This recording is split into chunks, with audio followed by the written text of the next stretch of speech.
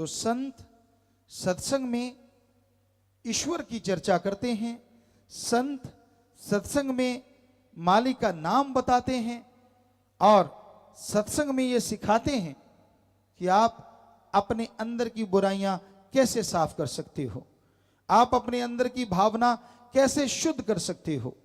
जो मानते हैं, जो सुनते हैं, उनके ऊपर भगवान की कृपा होती है और जन्मों जन्मों के पाप कर्म धुल जाया करते हैं। तो भाई, मन माया ने जाल रूपे बुरी तरह से कस्यो, भाई बुरी तरीके कस्यो, विषय विकारा रह चोगे में रूप अक्षीडो फस्यो, विचारो रूप अक्षीडो फस्यो, निकल सके है जीव जो सत्संग कर सीरे। मन बड़ी जालिम ताकत है। आप बैठे कहीं और हो, दिखते कुछ और हो और अंदर मीटिंग कुछ और ही चल रही है। मन की गंदी सोच आदमी को नरकों में ले जाती है, ये भले काम नहीं करने देता। पहले आपको ये बता दें, मन है क्या। आदमी के दिमाग को गंदे बुरे नेगेटिव विचार जो देता है वो है मन की आवाज। आदमी के दिमाग को अच्छे भले नेक विचार जो देता है वो है आत्मा की आवाज, अंदर की आवाज।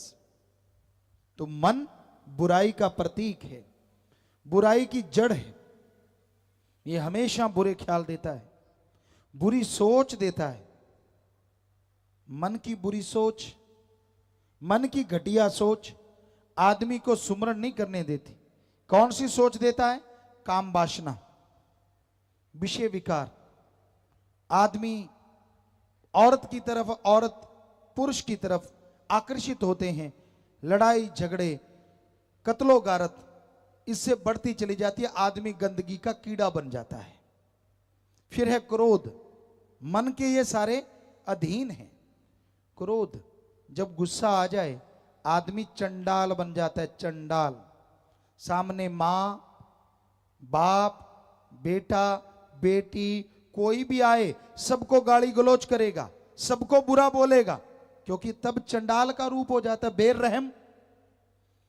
तो जितना टाइम क्रोध में जला वो श्वास खत्म, बाद में उसके लिए रोएगा मैंने ऐसा क्यों किया, वो श्वास खत्म, बर्बादी हो गई। फिर है लोभ, लोभ लालच। लोभ है सर्व पाप का बाप। लोभ लालच जब आ जाता है तो आदमी पाप करता चला, ना भाई भाई को मार देता है, बाप बेटे में झगड़े शुरू हो जाते हैं, सिर्फ लोभ लालच की वजह से। मोह ममता, आज के युग में मोह ममता बहुत छाया हुआ है।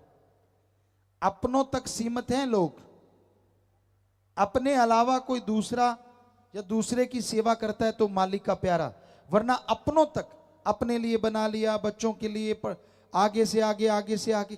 बनाना गलत नहीं है, पर किसी का हक मार के बनाना, किसी का मुंह का निवाड़ा छीन के बच्चों को खिलाना, वो धीमा जहर होता है, हरी रस अमृत नहीं बनता।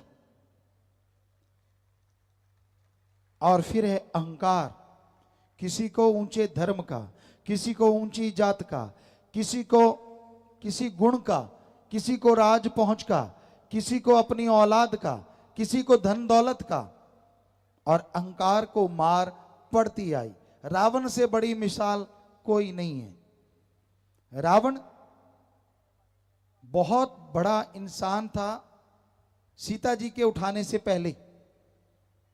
हालांकि वो राक्षस था, बहुत बुरे कर्म भी करता था, लेकिन उसके अच्छे कामों की तरफ अगर ध्यान दें तो वो सूरज की रोशनी से खाना बना लेता था, चंद्रमा की रोशनी से खाना बना लेता था, जब चाहता था जहां चाहता था बरसात करवा देता था, एटम परमाणु बम कंधे पे टांग के रखता था। चारों वेदों को उसने तुकबंदी की थी, चारों वेदों का टीकाकार पंडित कहलाता था, सफल राजनीतिज्ञ था। लेकिन अहंकार किया, सफल क्लॉन गया था। जो पढ़े लिखे सज्जन बैठे उनको बताएं, रावण के 3 या 5 ही बेटे थे, बाकी सब क्लॉन से बनाए थे। 1 लाख सफल क्लॉन गया था, क्योंकि उसके बेटों के आगे बेटे थे, तो सफल क्लॉन गया था। पर उसने सीता जी को उठाया तो एक लखपूत सवा लख नाती, तेरा वनगर दिया न बाती। तो अहंकार आप किस बात का करते हैं? उसके पास तो सोने का महल था, गोल्ड का, उसके नौकर भी सोने के महलों में रहते थे, सोने चांदी के बर्तन थे। सोचिए कितना धनवान होगा वो। उसका जहाज जो उड़ता था गोल्ड और हीरे मोतियों का बना था। तो कहने का मतलब आपके पास उससे ज्यादा क्या है जो आप अहंकार कर रहे हो? अगर नहीं तो अहंकार मत करो। चाखा चाहे प्रेम रस, राखा चाहे मान, एक म्यान में दो खड़ग, देखा सुना न कान। भगवान के प्यार को पाना चाहते हो और अहंकार भी रखना चाहते हो, घमंड, दोनों चीजें इकट्ठी नहीं रहती। जैसे एक म्यान में दो तलवार नहीं रहती, उसी तरह एक शरीर में भगवान का प्यार और अहंकार इकट्ठे नहीं रह सकते। इसलिए दीनता धारण करो, नम्रता धारण करो, ताकि भगवान की कृपा पात्र आप। मालिकी सजनवाजी प्यारी सत्संग जियो, जब तक इंसान मालिक के नाम से जुड़ता नहीं तब तक अपने गम, दुख, दर्द, परेशानियों से दो चार होता रहेगा। बेचैनी का आलम कभी मिट नहीं पाएगा। अंदर के बुरे विचार कभी चैन से जीने नहीं देंगे और इंसान बेचैनियों में, भागम भाग में सारा समय गुजार के, बर्बाद करके इस संसार से रुखसत होगा। यहां भी दुखी और आगे भी नरक दोजख में सड़ेगा। अगर नाम ले लेता है तो यहां भी सुखी और आगे भी मालिक का रहमो करम बरसता है। वो आवागमन से आजाद होके मालिक की गोद में जा विराजता है।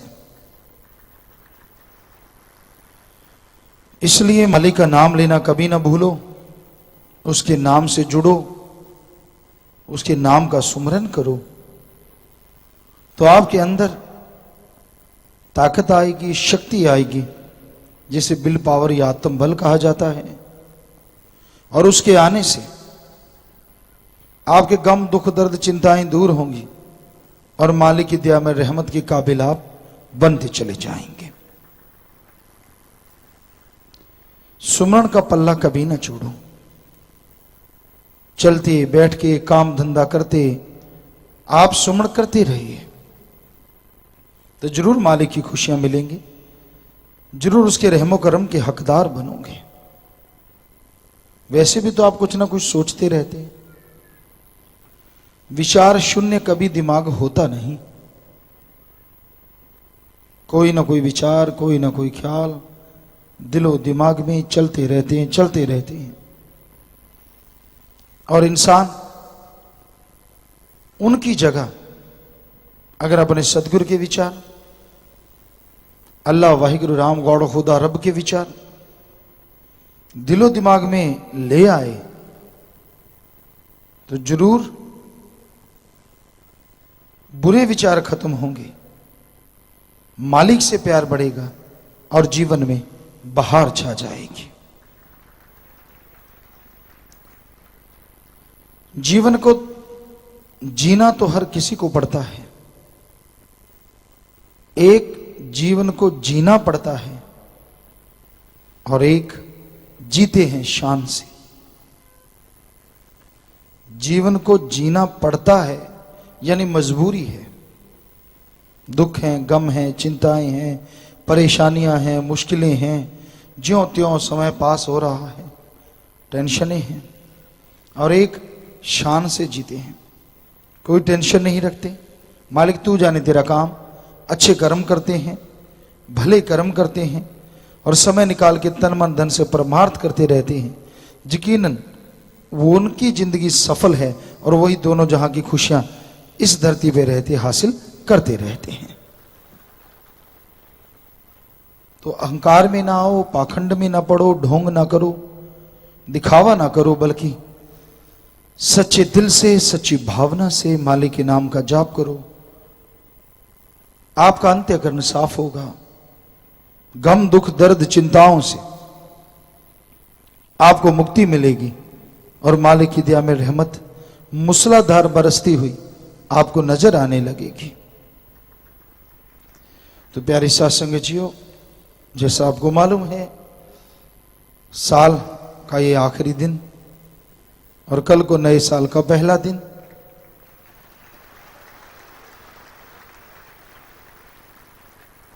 इस साल में अनजाने में जाने में आपसे जो पाप गुनाह हुए, मालिक के सामने तौबा करके उसे छोड़ दीजिए। इसी साल में गुणों को उठा के अगले साल ले चलिए और इरादा मजबूत बना के चलिए। और गुण ग्रहण करना है और मालिक की खुशियों को पाना है। यकीनन नया साल आपके लिए मुबारक हो और आपको वाकई ऐसी खुशियां बख्शे। जो गलतियां आपने इस साल में की हैं, जो बुरे कर्म इस साल में किए हैं, वो अगले साल में ना करने का प्रण करें। नए साल में साथ लेके चलें।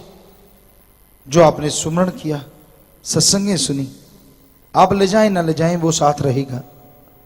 छोड़ जाएं, आपके अवगुणों को छोड़ दें, आपकी बुरी आदतों को।